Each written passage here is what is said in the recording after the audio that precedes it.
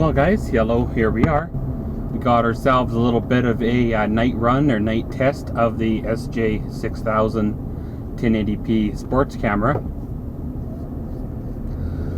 Of course, some of the footage that I've already shot, it looks pretty decent when she is reviewed. I think I need to tweak some of the settings a little bit, but on the first initial run, it actually looks fairly okay. Now, of course, we're doing a little bit of a night shot here in conjunction with the vehicle headlights and stuff. It should perform reasonably well. I'm hoping anyway. Probably comparable to some of the dash cameras that are out there. Most of the dash cameras that are out there do require, you know, the headlights to get going, get rolling.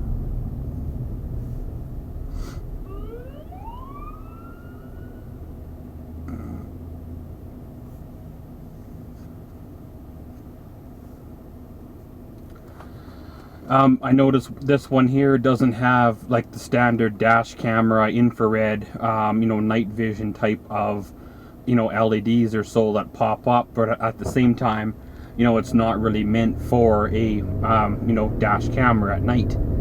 It's more meant, of course, for sports camera, you know, when you're riding your mountain bike during the day, or, you know, a little bit of night shots, I'm sure, and snowboarding and things like that. Of course, pretty much, guys, I'm going to ramble on here for a bit, test how the audio goes. Right now I have very minimal fans in the truck here, so therefore I'm hoping the audio distortion will be at the minimum, as well as some cameras I've noticed it does pick up what I'm going to call ambient road noise from around, you know, the vehicle itself, and whether it's, you know, things rattling in the vehicle, like your change in your, you know, ashtray, or, you know, even the tires, you know, your grippy mud tires can have an effect on, of course, the way the microphone, you know, picks things up, right? I've done a little bit of an audio test with the camera, and the audio does come back, or at least come through as semi-coherent anyways. So of course, right now, you know, like I said, the fan's at a minimum and the windows are up. So therefore, there is no wind noise coming in, or external noise coming in, like other vehicles or so. All in all, of course, I'm doing a series of videos here. Not 100% sure how long this series will be, or how, you know, well lived the series will be, or even how well received the series will be. You know, all that is basically depends on you guys, you know, the viewers, or how, if you enjoy the videos from this here camera, or if it basically is not, I wouldn't call it a waste, because, well, you know, it was sent to me to do reviews and stuff on, but if I had to buy another one, it all depends on the footage, how well it would go, right? So of course, we're going from the lightness into basically what I'm going to call complete dark here, with relying solely on the vehicle's headlights as your external lighting source. There are a couple of lampposts coming up here, but generally it's fairly dark back here compared to other sports cameras out there. The other camera does have image stabilization, and most cameras do nowadays, or at least you know, some image stabilization anyways. So I'm hoping this camera here takes cues from its what I'm gonna call as its bigger brother, and they borrowed the technology from it as well, or else this is going to be a fairly shaky video, which basically reduces this camera for other purposes, right? One of the things I like about this here camera is its size. It's very tiny, as you guys seen there in the unboxing or unpackaging video. It's even tinier than my Canon PowerShot 520 HS. in terms of size. It's a little bit thicker, of course, but still probably only about 3/4 of the size. So I don't 100% know how well it's going to respond in terms of being your indoor type of camera when you're doing shopping type of videos. You know, could you strap this thing to a shopping cart and wheel her around the store? I'm wondering if, you know, every time it hit a bump in the concrete floor, if it would jar, or, you know, or whatever's, or if, you know, it would pick up the ambient sounds of the building and it wouldn't pick up anything anyways, right? Way back, I used to have a Kodak Mini that I used to use for all my, what I'm going to call indoor shots, of course. And it was a okay camera, you know, the resolution wasn't there. I should have went from the Mini up to like the, was it Playful or Play Sport? And I think it was Playful was the smaller one.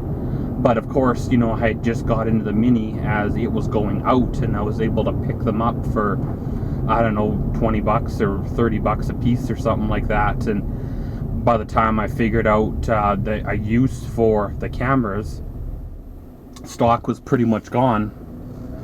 And now, of course, when you look on your online auction website, people call those cameras collector's items. So therefore now they're worth like $150, $200 for really, for what? Just because they're easy to conceal, if you want to say pocket camera. Well, really, my cell phone here has a better resolution, better camera than what the Kodak Mini did. So therefore, really, any of my indoor shots I could shoot with my cell phone and just doctor it up on the editing software, right?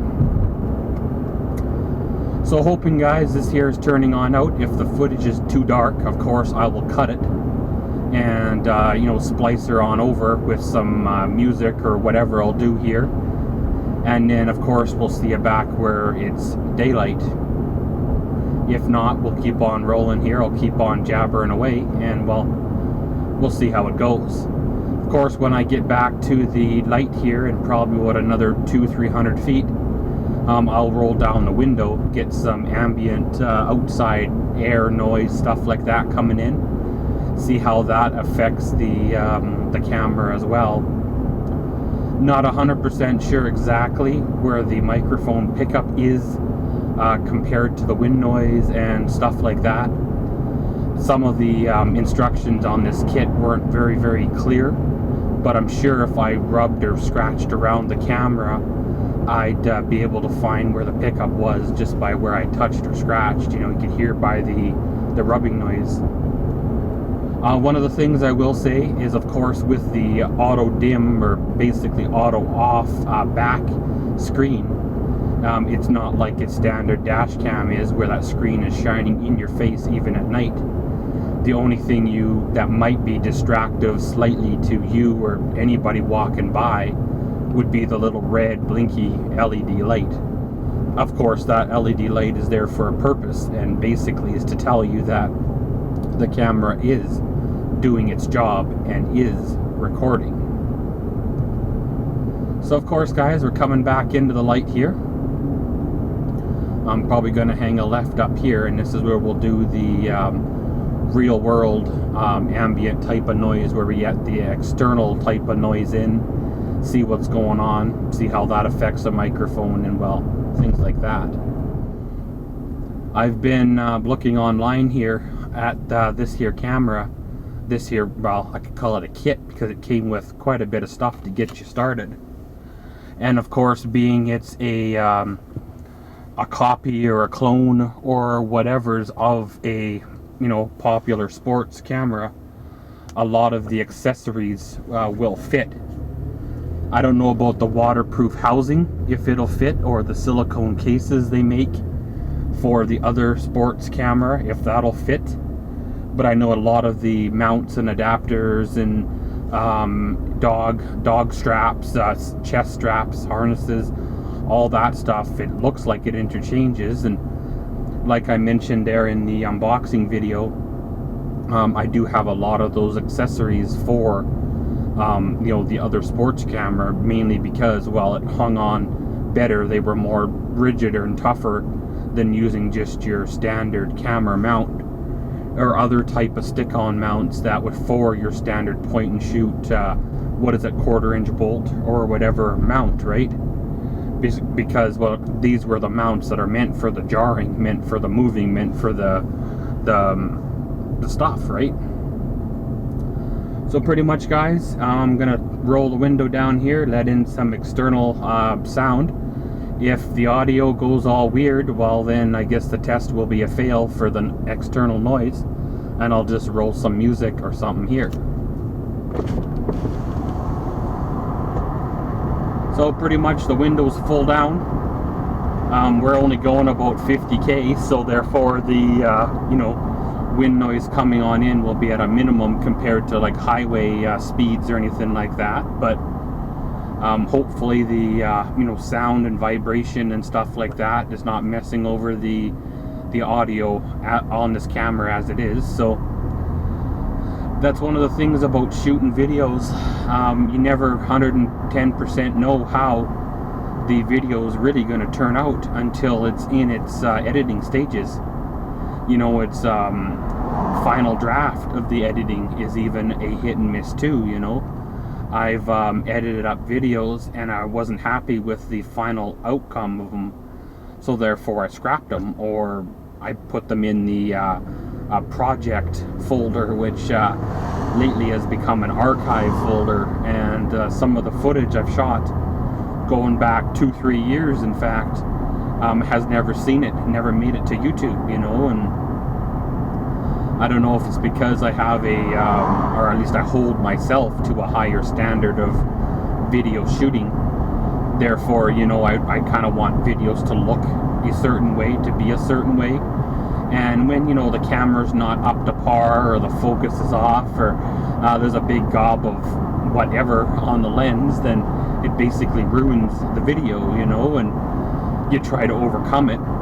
But at the same time, I know what it's like to watch videos filmed on a potato cam, so therefore I try not to put out videos like that, nor have I really put out videos like that in years. I know I've mentioned this before in other videos, but one of my first cameras that I started shooting video with was a Kodak something rather, I forget the name, but I'll put the little annotation here. It was in fact even pink of all colors, and it came down from a relative, I believe, and it was just a low resolution, not even 720p. It was like the whatever it is, 460 by whatever's. And actually I broke that camera virtually right away. Then I started filming with the Sony CyberShot sj6000 or whatever it was there, and they were a okay, good, tough camera, if you want to say. What I liked about them is they weren't rechargeable. They actually would take 2 AA batteries, so therefore if you're out shooting, you take a handful of batteries and your little light starts to flash and you pop them out, pop in a new set, and crumb for the first year or year and a half or something like that, probably closer even to 2. That's what I filmed a lot of my videos with.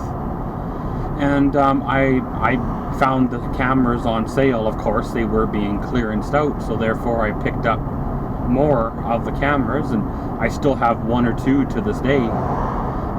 You wreck 1 or 2 now and again, but you reach in your stash and get out another brand new camera and pull out of the box, slap your SD card in her, and fresh set of batteries, and then away you go, right?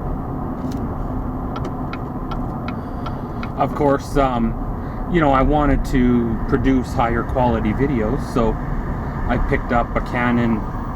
So I picked up a Panasonic DSC. Forget the name exactly, but it's like DSC60 or something like that. Again, I'll put another annotation here. And I still got that camera to this day, and that camera is getting on to be what, 3-4 years old now. It was a display model back in the day, and of course they upgraded their camera, so this one here goes out the window, and I picked it up because it was like, you know, severely discounted because of the display, and they gave me a, forget what they call it now, but it's like a buyer's kit where it came with a battery and a case and a charger, and they didn't throw in an SD card, but that's no biggie because it was right around then that I upgraded to Class 10s SD cards, and I started running from there. And you know, like I said, I still use that camera to this day. And I picked up another camera, another Panasonic. I'll put an annotation here as well. Maybe I've started filming a little more with it because it's still, it is a little newer of a camera, and therefore it should have less glitches in it and stuff like that, where the older one is aging. And it's been dropped a couple times, and it's been through quite a fair many projects of, you know, cutting, painting, dusting, all that good stuff, and after a while it will take its toll, right?